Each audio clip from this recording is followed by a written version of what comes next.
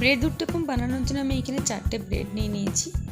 ব্রেডগুলো আমি টুকরো টুকরো করে মিক্সি জারের মধ্যে দিয়ে এটা আমি একটা পাউডার বানিয়ে নেব। তো আমি এইভাবে টুকরো করে নিয়ে নিয়েছি, এরপর এটা পাউডার বানিয়ে নেব। তো আমার এখানে ব্রেডগুলো পাউডার বানানো হয়ে গেছে। এরপর আমি একটা মিক্সির বোল্ডের মধ্যে আমি এটা নিয়ে নেব।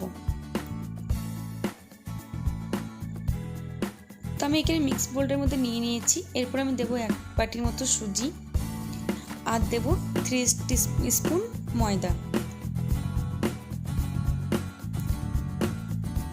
আপনারা চাইলে এটা দইও ইউজ করতে পারেন, আমি দই দিচ্ছি না। এরপর আমি এটা অল্প অল্প করে জল দিয়ে একটা পেস্ট বানিয়ে নেব।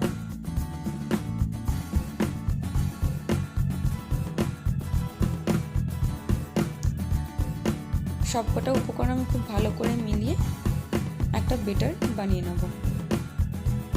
আমি এখানে একটা নর্মাল বেটার বানিয়ে রেখেছি। এরপরে এটা আমি 20 মিনিটের মতো ঢাকা দিয়ে রেস্টে রেখে দেবো, যাতে সুজিটা আমার একটুখানি ফুলে যায়। 20 মিনিট পর আমি ফিরে এলাম। তো আমার এখানে দেখুন বেটারটা সেট হয়ে গেছে, সুজিটা আমার পুরো ফুলে গেছে, কিন্তু এখানে বেটারটা আমার গাঢ় লাগছে, তাই আমি সামান্য পরিমাণে একটু জল দেবো। জল দিয়ে ঠিক আমরা যেরকম ধোসার বেটার বানাই ঠিক সেরকমই আমরা বেটারটা বানিয়ে নেব। তো আমি খুব ভালো করে এখানে জলটা মিক্স করে দেবো, তারপর একটা স্মুথ বেটার বানিয়ে নেব। তো দেখুন বেটারের কনসিস্টেন্সিটা ঠিক এরকম থাকবে, খুব বেশি মোটা বা খুব বেশি পাতলা হবে না। এরপর আমি দিয়ে দেবো স্বাদ মতো নুন, 1 চামচ গরম মশলা, 1 চামচ চাট মশলা, 1/2 চামচ হলুদ, একটা টমেটো কুচি আর একটা পেঁয়াজ কুচি।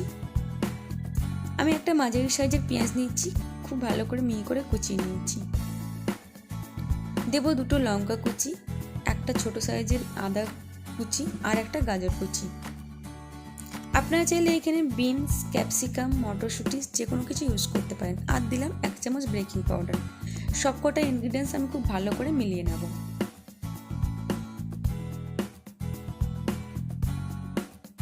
তো দেখুন আমি এখানে বাটারটা একদম পুরো কমপ্লিট তৈরি হয়ে গেছে। এরপর আমি গ্যাসে প্যান চাপিয়ে দিয়েছি, সামান্য মাত্র আমি তেল দেব। প্যানের চারপাশে আমি তেলটা লাগিয়ে দেবো, তারপরে যে এক্সট্রা তেলটা থাকবে সেটা আমি সরিয়ে নেব, কারণ এই উত্তপম বানাতে বেশি একটা তেল লাগে না। তেলটা আমার এখানে গরম হয়ে গেছে। এরপর আমি এক হাতে এইভাবে নিয়ে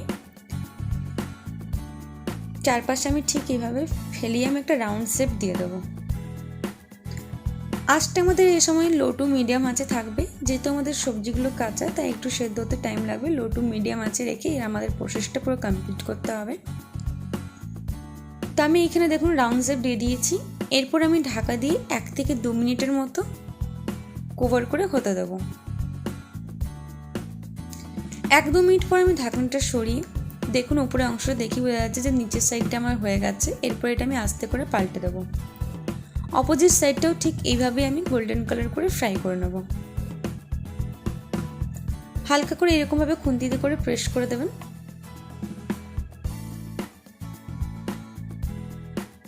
আমার এখানে 2 সাইডতেই হয়ে গেছে। এরপর আমি পাল্টে দেবো। দেখুন এই পাশটাও হয়ে গেছে। তো এইভাবে জাস্ট হালকা করে প্রেস করে দেবো যাতে সাইডগুলো খুব ভালো করে হয়ে যায়। তারপর এটা আমি তুলে নেব।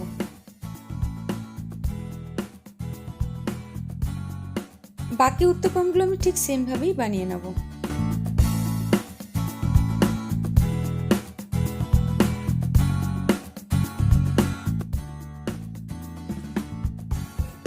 তৈরি হয়ে গেল আমার আজকের রেসিপি ব্রেড উত্তপম।